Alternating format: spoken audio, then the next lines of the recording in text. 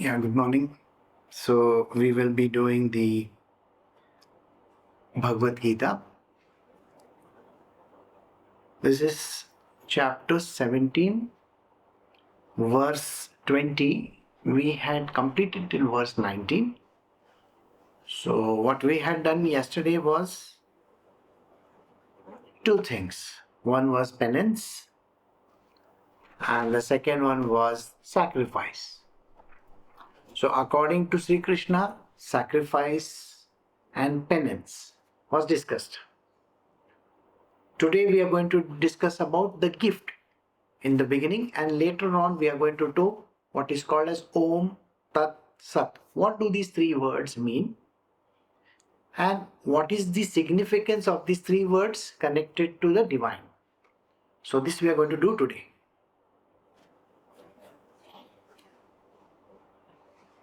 We are doing Bhagavad Gita, chapter 17, verse 20 of the Bhagavad Gita. A gift which is bestowed with a sense of duty on one from whom no return is expected at appropriate time and place, and to a deserving person, that gift has been declared as Satvik. We all take, accept, and give gifts. This is a part of our life. We are always hoping that someone will give us something. And when we have to give, we are always thinking that, oh, I have to do this favor. Now, gifting is a very big thing. Where there are marriages, I'm sure you have gone for marriages in India, the action of gifting is a necessity. It's literally, everybody is watching you. And when someone has achieved something in life, gifting is required to be done. Now, when a person goes to the temple or is doing a puja or there are some activities performed, you give gifts to the Brahmanas. Now, you are a rich person. You may love to offer gifts. That also is possible. So, this gifting by itself is a very big act. And in gifting, there are three kinds: Satvik, Rajasik, and Tamasic kind of gifts. So, first, Krishna is covering the Satvik kind of gifts. So, he says, when you gift someone with a sense of duty and you are having no expectation from that person for any return. So let me only explain this much part. A gift which is bestowed with a sense of duty on one from whom no return is expected. I think the biggest gift that you ever could get would be from your forefathers. The grandfather or the great-grandfather has given it to your grandfather has given it to your father, and your father is giving it to you. So this is a tradition in every family where gifts are passed on. And gifting is an action which is to be done on a continuous basis. That means what? Our forefathers have given us something. Maybe it is a land. Maybe it's a parcel of land or some, what do you say, uh, different kinds of jewelry. I'm sure you have heard about it. Jewelry, money, whatever it could be. You don't keep that thing with you for a very long time. Normally what you do, you enjoy it for a certain amount of time and then pass it on to the next deserving person. See, so the father may hand it over to the eldest son and may not give it to the rest of the children. Now that is left to that person. But there is a caveat over here, which says that there is a law of the land. The law of the land also has to be followed. There was a time in India where the woman was not given anything except some kind of a jewelry or something like that.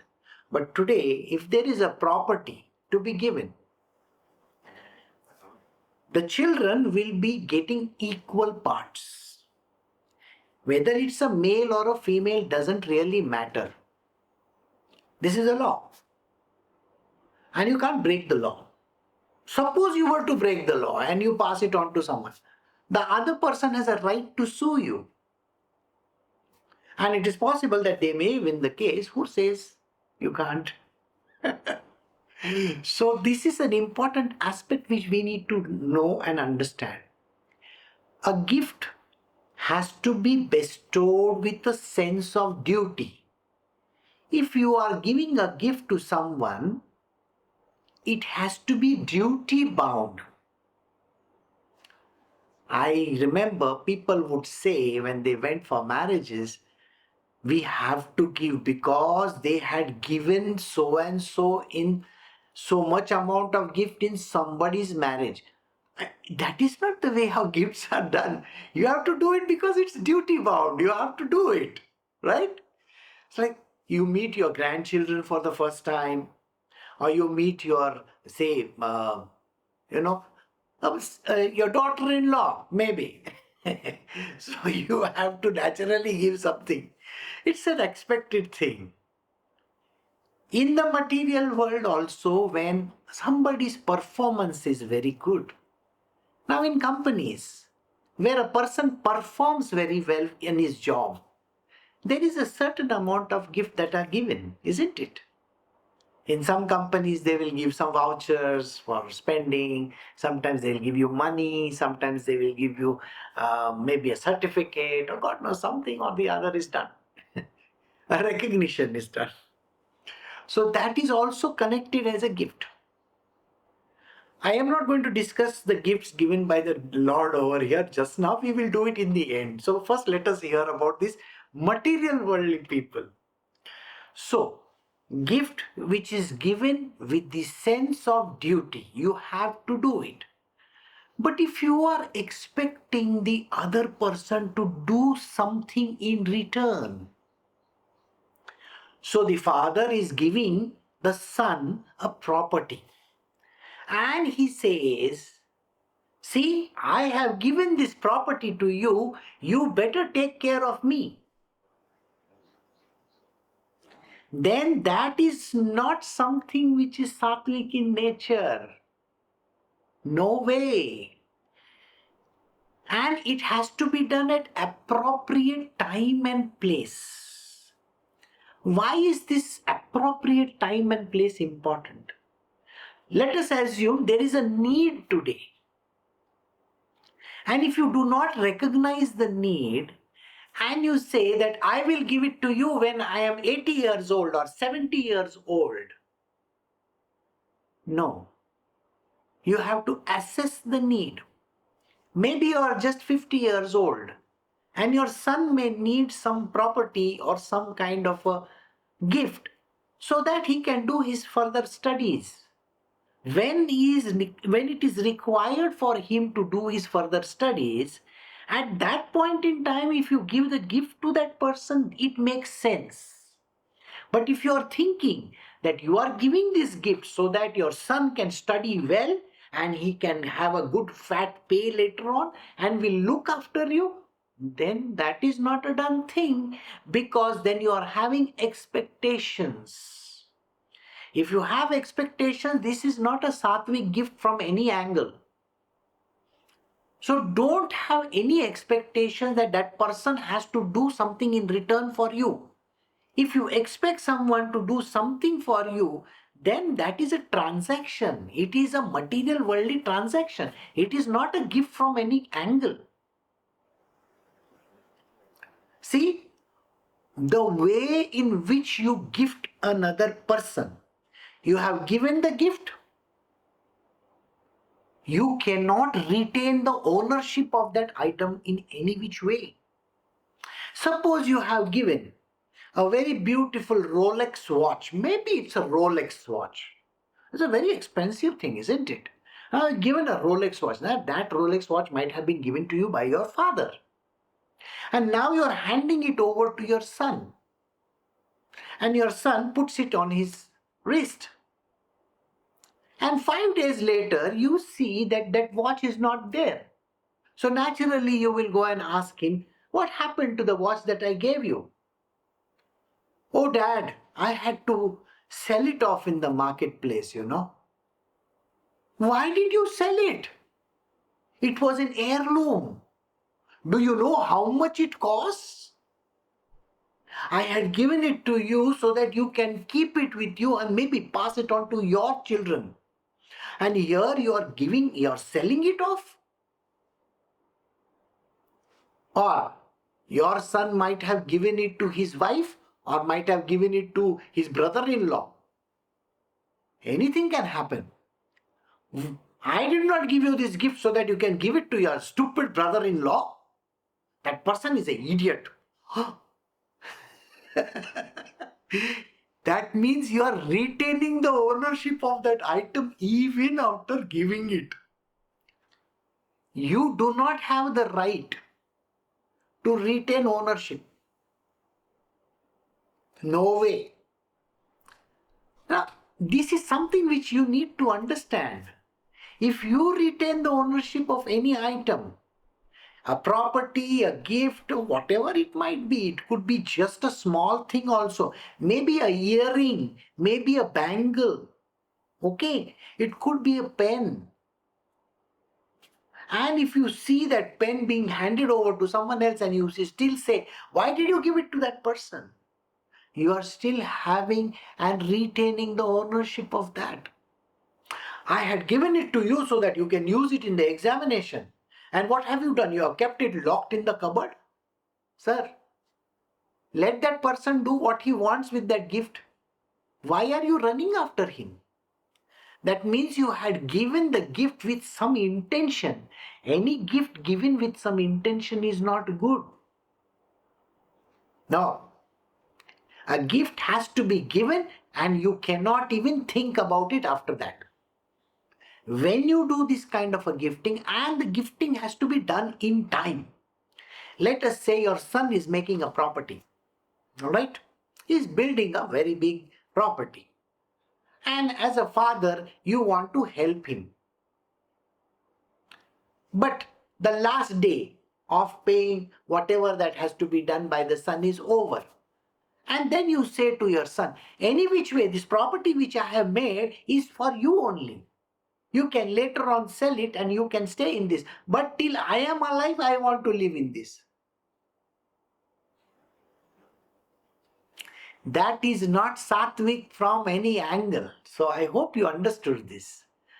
A Satvik gift is a one which you have to give it with a sense of duty at the right time, the right opportunity, at the right place, and you should not have any expectation of any kind. What the person does with it is none of your business. When you do this kind of a kind act, a kind act, then that gifting has been called as Satvik. You do not retain any ownership in it. You do it with a good heart. You don't even bother yourself when what the person does it with it later on is none of anybody's business. It's something that has been gifted, it has been gifted. The ownership does not remain with you in any which way. You have transferred the ownership to someone else. And do not have any expectation from that gift. Which means you should never say, I want this, I gave this gift so that I can live peacefully. No. You give somebody a property and then say, when you are building this house, I want to stay in that house. Then that is not a gift at all. That is a transaction. And that transaction is in the next verse. Let us see gifts which are given with an intention. So I hope you understood what is a Satvik gift. So now let us do what is the Rajasik gift.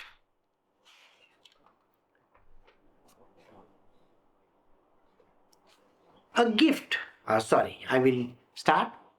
We are doing Srimad Bhagavad Gita, chapter 17, verse 21. A gift which is bestowed in a grudging spirit and with the object of getting a service in return or in the hope of obtaining a reward is called Rajasik. If you give a gift to someone and you are doing it grudgingly because you have no choice sometimes, sometimes it is needed, somebody has put a gun to your head and you are forced to give. Gun to your head doesn't mean real gun. What it means is circumstances have put you in that place where you are forced to give that gift away. Right? At such point in time, when you're giving it grudgingly, you're not having the heart to give, you're just so much grudging. Why should I give it this time? I want to keep it with me till I die. Now, this is something which is not a done thing. If the gift is given grudgingly, and that person is saying, I want you to do this for me. Okay? I give this gift to you, but I want you to do this action for me. Whatever the action could be. I'm giving you 1,000 rupees, but I want you to clean my house and give it to me. That is a transaction, sir. It is not a gift from any angle. In our India, what we do is during Diwali, Dasara and all that, we give all these Indians have servants at home. They will give one sari to her or some blouse piece or some kind of a crap. They will give one, 5,000 rupees or 500 rupees extra. I have to give her, otherwise she will stop coming to work from tomorrow. And that person has the cheek to say, what, you are giving me only 1,000 rupees? I work my whole year. I expect you to give me at least 5 or 10,000 rupees. Or in another way, the other person will say, this sari? This is so cheap sari. I don't wear this kind of saris. Can you not give me some silk or something? You have such nice saris in your cupboard. Can you not give me one good sari?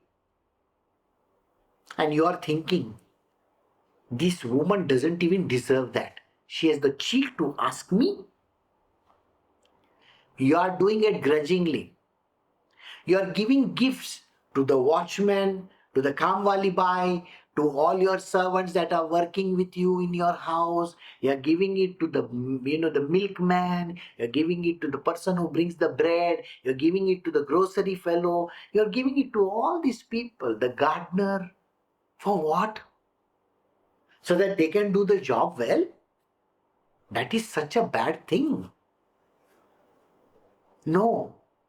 If you are expecting something from them, even a small service in return, kal se time pe kaam pe aana. You come in time for the work, you will tell your maid. You think you're doing some great favor to that person? If you do this kind of a gifting, then that gift is not the Sattvic kind. This is Rajasik in nature. And that Rajasik nature gift, I will give you a secret what happens to it. Suppose you give a gift to someone, any person. Maybe it's a gardener of yours, or maybe your driver. You give your driver a small gift. You give him, say, 5,000 rupees extra at the end of the year. And you say, I've given this gift so that you don't go home for the holidays this time.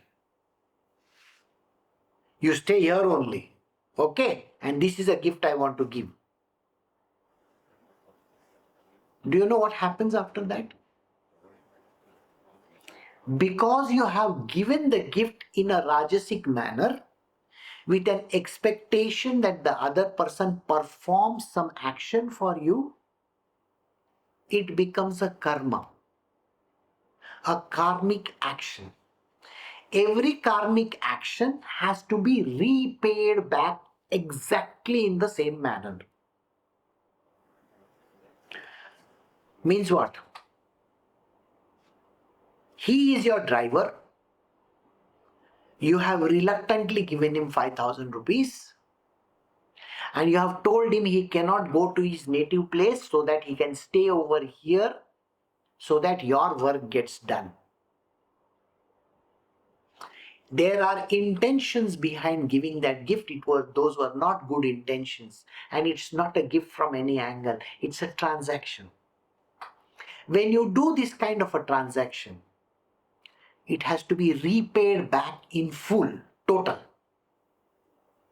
So, just as an example, let me tell you, you are today the owner and that person is the driver. Can he repay you back in this life? No. In some other life, he will be the owner and you will be the driver. And he will give you that much amount and he will say the same words to you. So what have you done actually? You have got yourself a sanction of coming back again, a rebirth with the same person. Have you noticed it? You might give a gift to your children and tell them, I am gifting this property, this to you, so that you will keep me properly in your house. And I want to see to it that I get money. Okay? So every month I will see to it that there is some money coming to me. What are you doing? You are giving a gift so that you can live properly in that house. That is a transaction, sir. Now what has happened in this case? This old man or this old woman, whoever has given it to this young person, they will have to reverse the roles in some life of theirs. And in that life, this person will become that and that person will become this, and then they will repay it exactly in the same manner.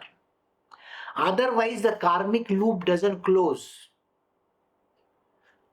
Now, if you are a person who is taking that gift, why are you taking it with attachments? You should never accept it in the first place. I don't care for your stupid gifts. I don't want them. Keep it with you. Why is it necessary to accept these kind of gifts?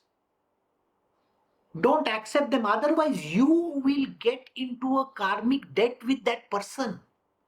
And if that person is a bad-hearted person, he's got very hidden agenda, then you are finished.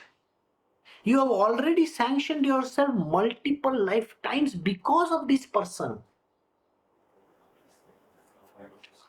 It is not a joke. Karma is not a joke. Karma is a very big thing. And nobody understands this.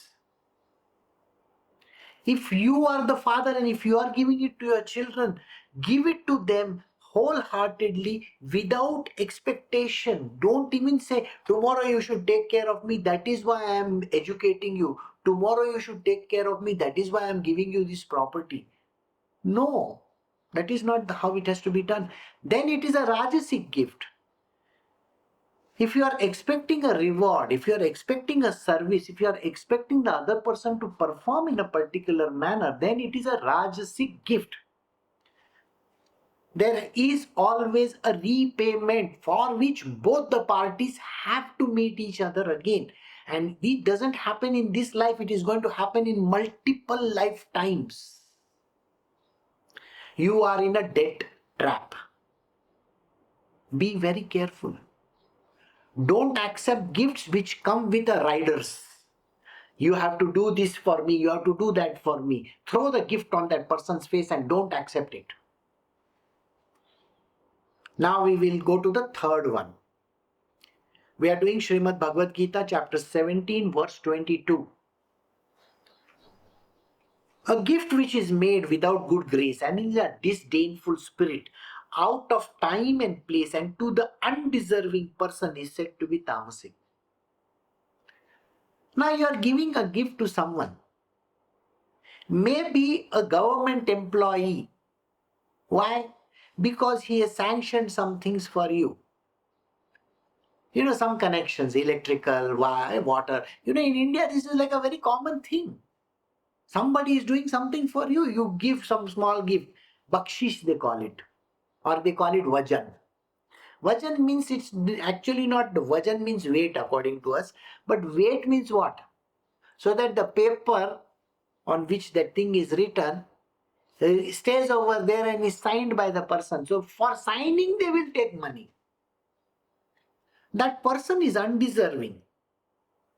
And you are transacting with that person. It could be anybody. It could be a government servant. It could be a banker. It could be anybody concerned. For getting your admissions, for doing whatever that you are doing. Even getting inside the temple, people give money to people. There are these touts and agents and they will stand outside. Oh, you want this puja to be done? Oh, you want that darshan to be done? I will take you from the side gate and I will give you direct entry. And then you give money to that person? That's a tamasic one, sir. Don't do it. Don't you ever dare do it.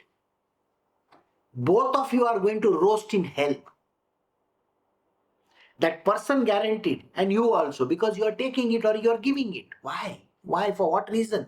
Here, see what he says.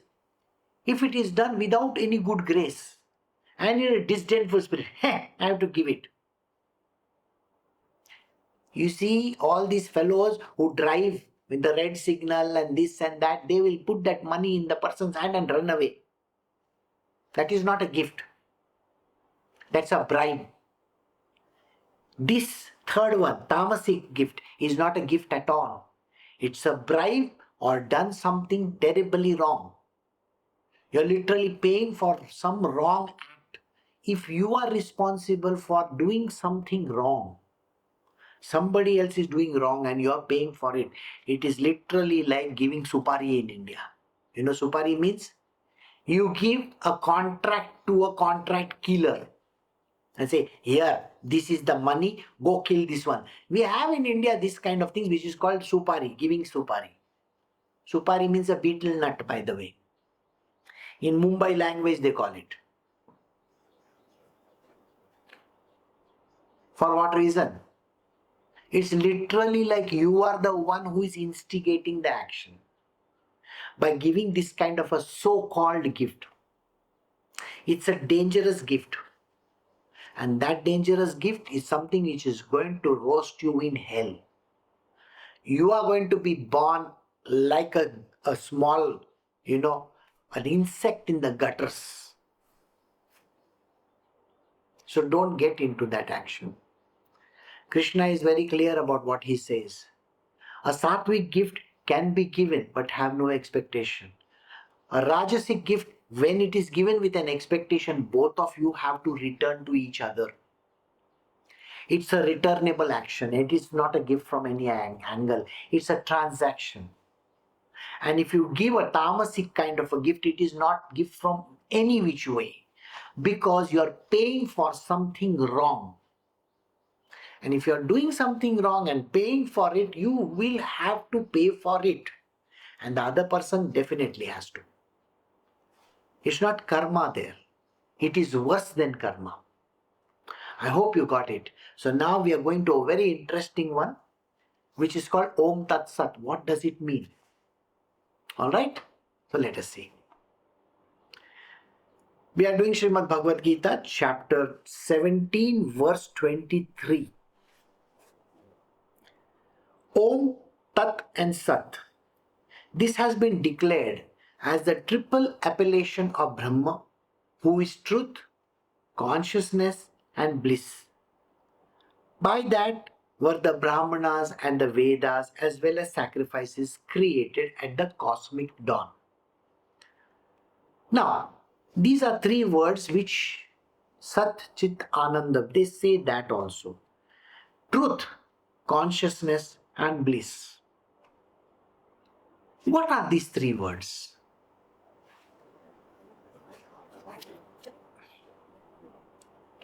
These three words have a very significant meaning in spiritual. You see in all these people who do yogasana, pranayama, and all these kind of activities, have you heard them say oh like that? Have you heard that? It is actually the primordial sound. Primordial, the one which is coming right from beginning. Old, ancient. It's literally like the beginning of anything. If you see any mantra, that also starts with Om. Like Om Namah Shivaya. It starts with the word Om. So whatever has to be there in this world, it starts with the letter Om. Om is a vibration. It is something which carries forward. It doesn't have a beginning, it doesn't have an end also. It's literally like we are somewhere in the middle. Think like that. It's a vibration. It's like a wave. It is on a continuous basis and we are somewhere in the middle experiencing it. So whatever that you think of, the word Om has a very significant meaning. So these three words describe the Brahma. Brahma is the divine unmanifest. Please remember this. I'm not going to go back to divine unmanifest. I've already explained it so many times. So listen to it. So Om Tat Sat. Sat, as everybody knows. What is Sat? Satya. We say truth. Yeah. You have heard about this, isn't it? There is nothing to be explained in the word truth. But we will do the explanation, of course. So, that is there. Tat. If I do a translation of that in English, let us say, there is no translation actually. But if I have to say that one, could be something like that. But it is not that. Alright? So, I don't want to confuse you more further. We will try to understand. These three words are the ones by means of which only the highly evolved yogis, not average human beings. Average human beings have absolutely no understanding of these words. Nobody understands. OmTatSat. Okay, fine. What happens? Nothing happens. So, these great sages and saints, they were saying these words. They mean truth, consciousness, and bliss. We will explain. And they were said, these words were there in the Vedas and they were said during all sacrifices. And it is believed that all this is the actual beginning of everything. So let us go into the next verse to understand what the first word means. Om. We are doing Srimad Bhagavad Gita, chapter 17, verse 24. It's all about Om. Therefore, acts of sacrifice, charity, austerity, as enjoined by the sacred precepts, are always commenced by noble persons, used to the recitation of the Vedic chants, with the invocation of the divine name Om. So it has been the name of Brahma. Alright? So, Krishna has said, let us say you are doing some act of sacrifice. any sacrifice. You may be doing some kind of a puja, part, maybe a great festival, or doing something which is there.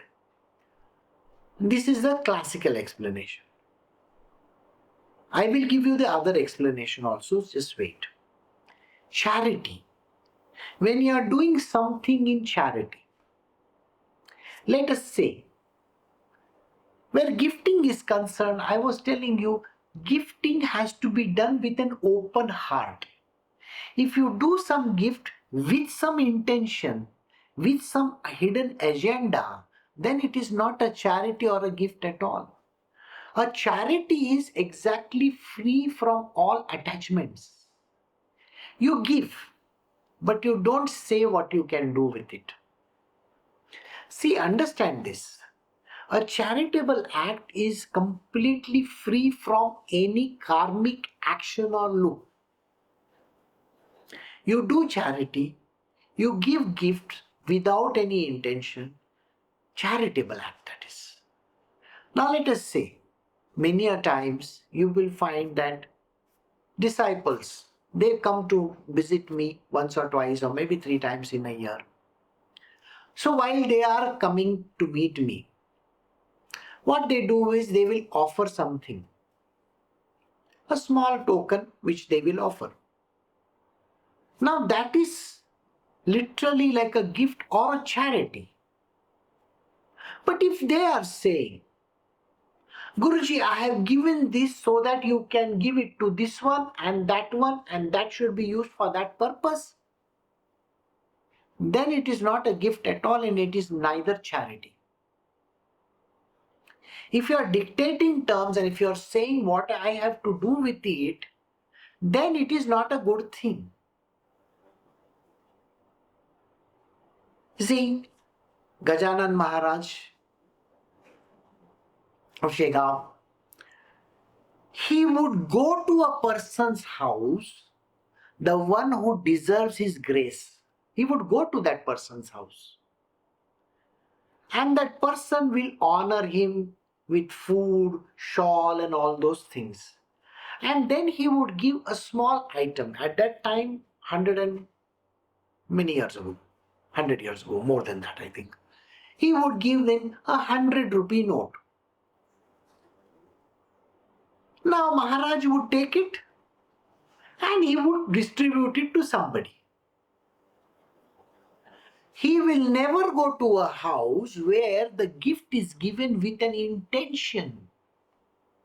You take this money but you give it to that person and use it for this purpose. You use it for your food. You use it. Why are you bothered? If you are going to dictate terms to the master, to the spiritual master, then it is not a gift. Don't even give. And the spiritual master is not even supposed to take it or touch it. Then it is not a gift. It is not charity from any angle. Alright? So that was an explanation which I was going to give you. Now let us see over here. The word Om is called the beginning of anything. So whether you are doing any act of sacrifice, charity, austerity, and whatever is enjoined in the sacred precepts, which means our scriptures have written down that this is how you have to do. Let us say you are beginning something. You are laying a foundation stone. You are starting a new year. You are going to a new house. You are performing a puja or whatever. Whatever could be the thing. The Om is the first word to be uttered. It is called the beginning. Right? Anything that is commenced by noble people, people those who are on the path of spiritual, the noble-minded people, they have to start the Vedic chants with the invocation of the word Om, because that is where the beginning happens. Those who have been with me for the explanation of the Brahma, when we were doing the Brahmanyana in the past lectures, will remember how this Om came about.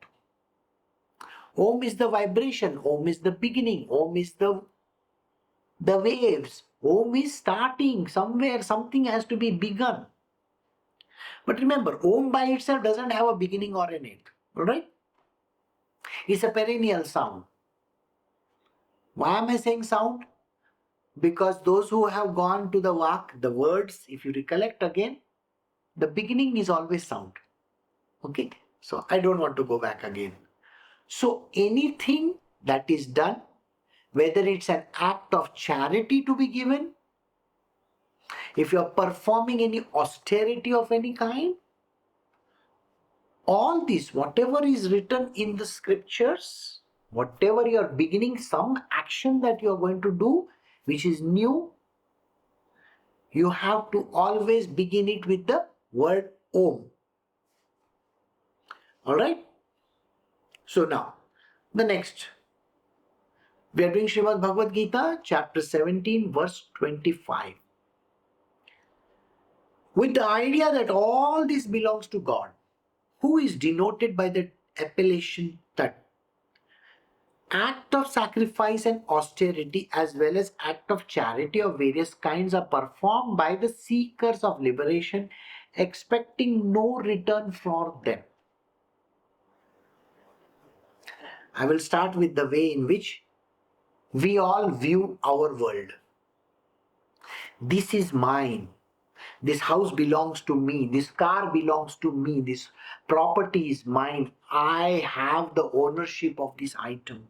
This is my shirt. This is my pant. You see, these are things which a person does, isn't it? Mine, mine, mine, mine, mine. Where were you before you were born, sir? Nowhere. And where was everybody before they were born? Before this whole universe started? Nobody was there. Everything belonged to God only. Even today it belongs to Him. Because if you die today and go away, who do you think you will keep this whole land, property, this, that? Nobody. It all belongs to God. Almighty God only. Why are you taking ownership of something? Even if it is your own children. The children have also come from the mother nature, isn't it? Why are you taking this responsibility? These are my children. This kind of attachment is not good. My parents, my children, my house, my car, my this, my that. The one which describes whose these items are, these things are, the word which describes is that God. That God. Tat. Om Tat. T-A-T. With the idea that all belongs to God, who is denoted by the appellation, the word, the appellation, attachment, Tat.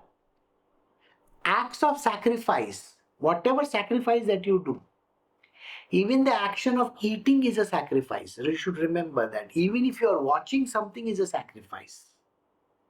Digestion is a sacrifice. Giving money to someone is also a sacrifice. Handing over your entire life is a sacrifice. Whatever sacrifice that you do, you can do sacrifice even in the temples. You can do it by putting a havan.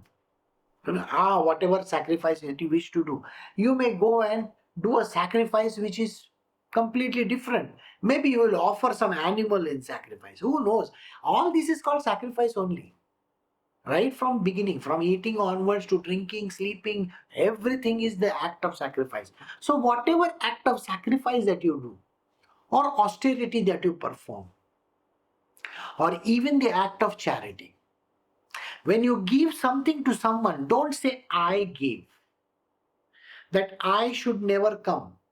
Who are you to give? First, it doesn't even belong to you. I gave to my children a good education. Who do you think you are to say that I have given them education? God has given them that education. That is why they are there in that place. You are nobody great to say that I did it for someone. See, this whole universe doesn't even belong to you. It was there before you ever entered into it. Before even the dinosaurs entered into it, this world belonged to someone, isn't it? The spiritualists believe that it belonged to God.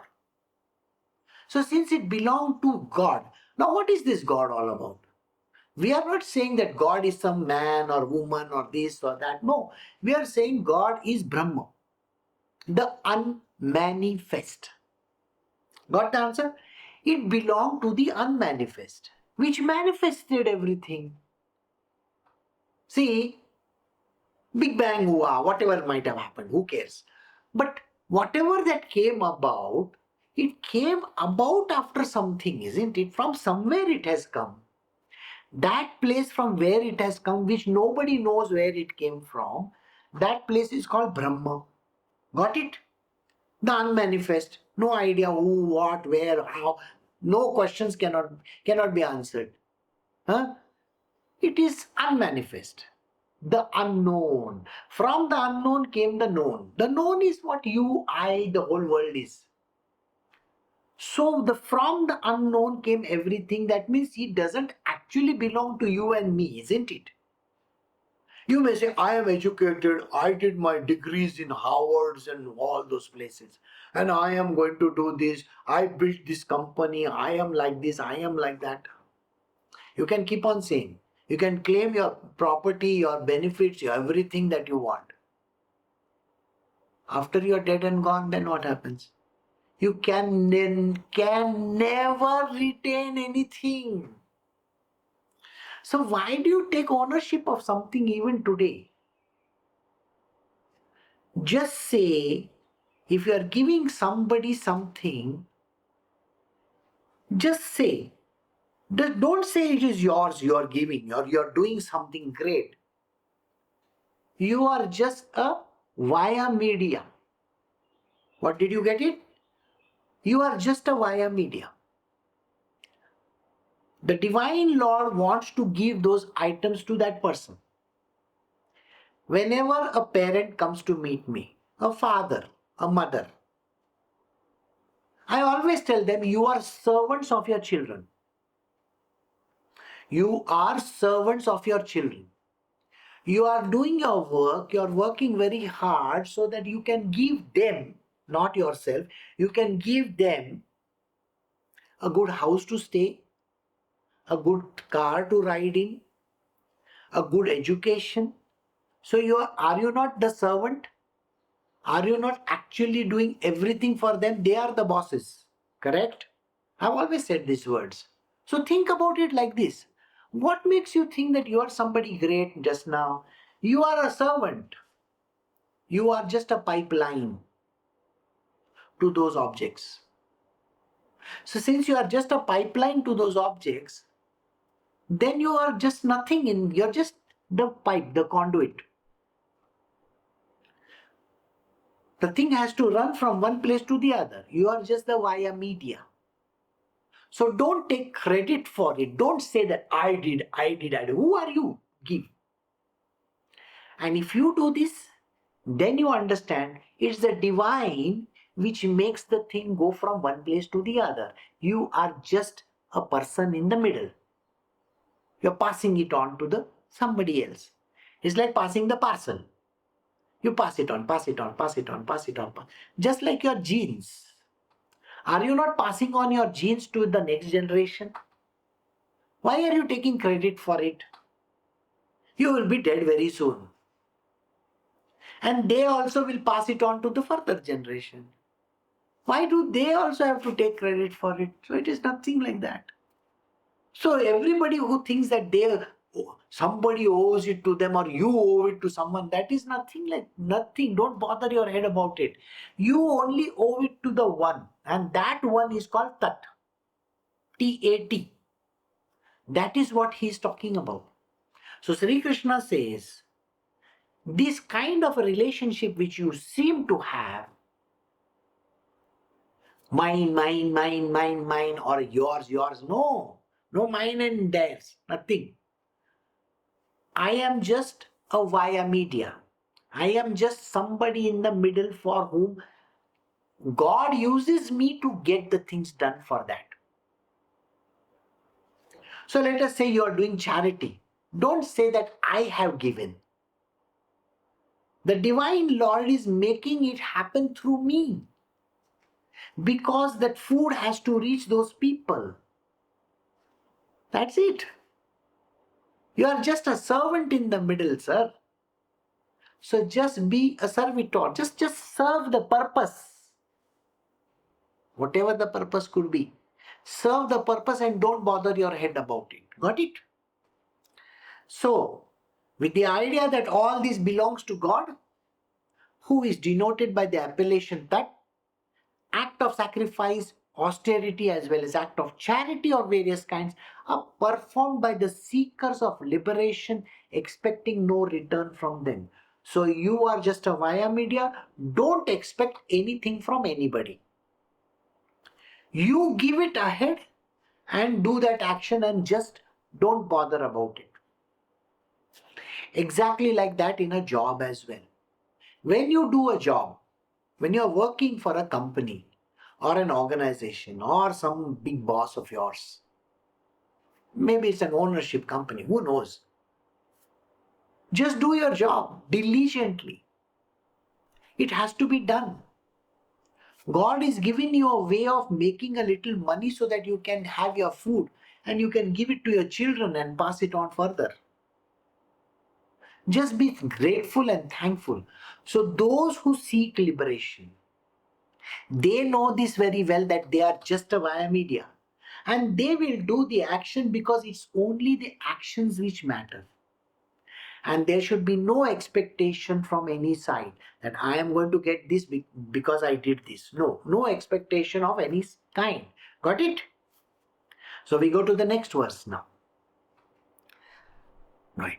So we are doing Srimad Bhagavad Gita chapter 17 verse 26. The name of God, Sat, is used in the sense of reality and goodness. And the word Sat is also used in the sense of praiseworthy, auspicious actions, Arjuna. So here Sri Krishna is explaining the word Sat, which means truth. So God is truth. Now you may say that I don't believe in God. I believe there is something which I do not understand.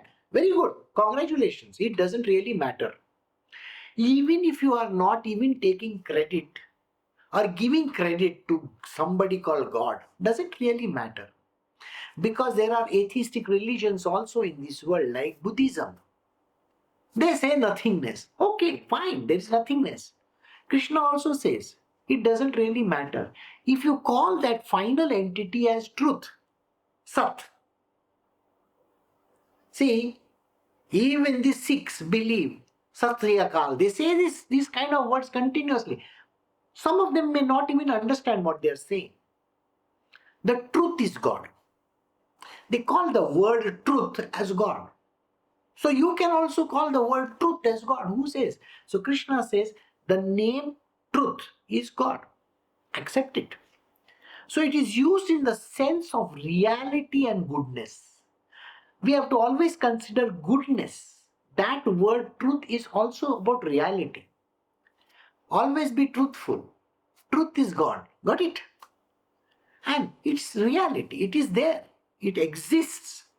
Don't keep on denying it. It doesn't exist, doesn't exist, doesn't exist. There is a person called Richard Dawkins. He will always, for no rhyme or reason, he will just keep on trashing. He will keep on taking the name of Charles Darwin, and he's an 80-year-old man who just keeps on. There's no need to. Can you not shut up? You have to explain your theories, but don't keep on trashing God. There is no need to trash somebody else, isn't it, in our normal life also? You give your story, but don't talk bad about somebody else. Now here this somebody else which I'm talking about is the dear Lord himself. So that is what we call truth. So, and the Sat is also used in praiseworthy fashion. You cannot say bad words about the word called Sat. Okay? Which means what? That God, we have to always praise. We have to always say, like if you are a great person, wouldn't you be praised by people? Oh, he's such a great man. He's giving so many cylinders of oxygen to people. He's giving the coronavirus vaccine to everybody. Such a great man. We say this. Praises are given, isn't it? Likewise, we have to praise the Lord. So praise him.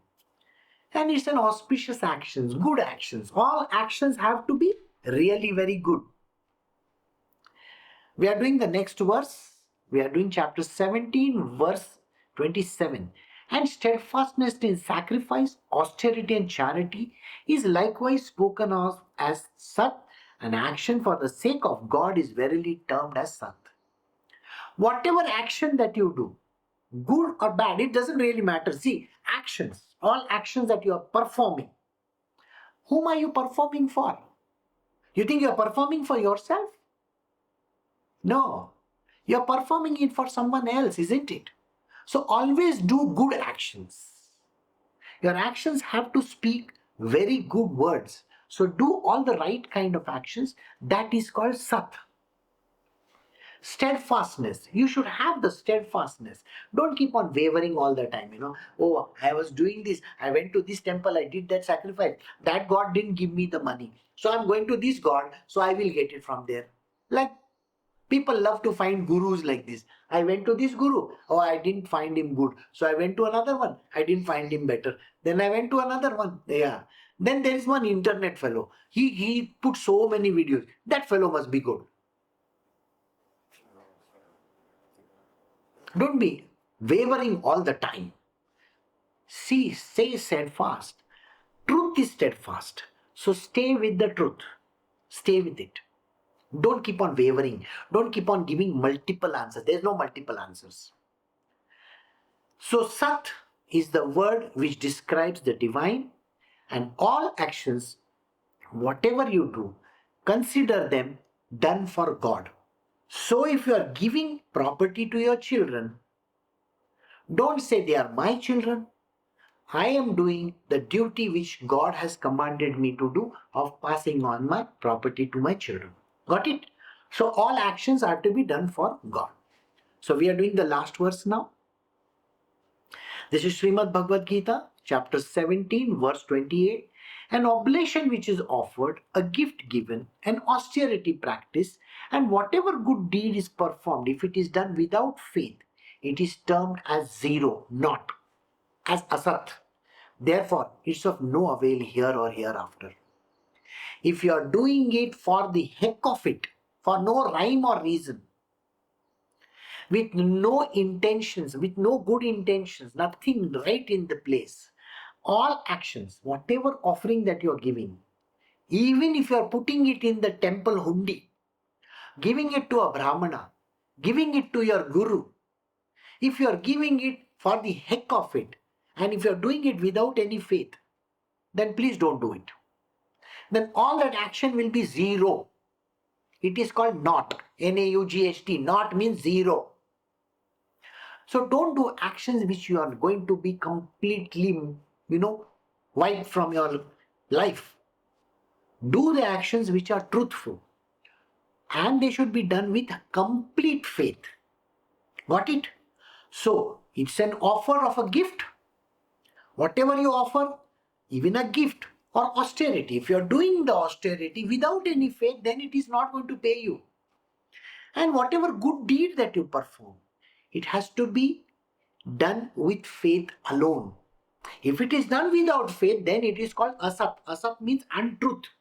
It is zero. It will be reduced to nothing. So, then it is of no use to anybody. So this is how Sri Krishna has explained OmTatSat and the different kinds of actions which are Sattva, Rajas and Tamas in nature is explained to Arjuna. So thus in the Upanishads sung by the Lord, the science of Brahma, the scriptures of yoga, the dialogue between Sri Krishna and Arjuna ends the 17th chapter entitled the Yoga of Division of the Three Faiths. So we have come to the end of this chapter. Next time we are going to start a very, very important and an interesting chapter, chapter 18. It's a summation, the total sum of all the teachings of Sri Krishna and the reason why you are here and how you have to do your duties. That will be explained in the coming chapter. So stay with me. So we will do it next time. So in the coming week, we will be doing the satsangs in the evening at 4:30. Saturday, Sundays are mornings. The rest of the week, it is only in the evening. So take care. Have a great day. and stay safe. Bye.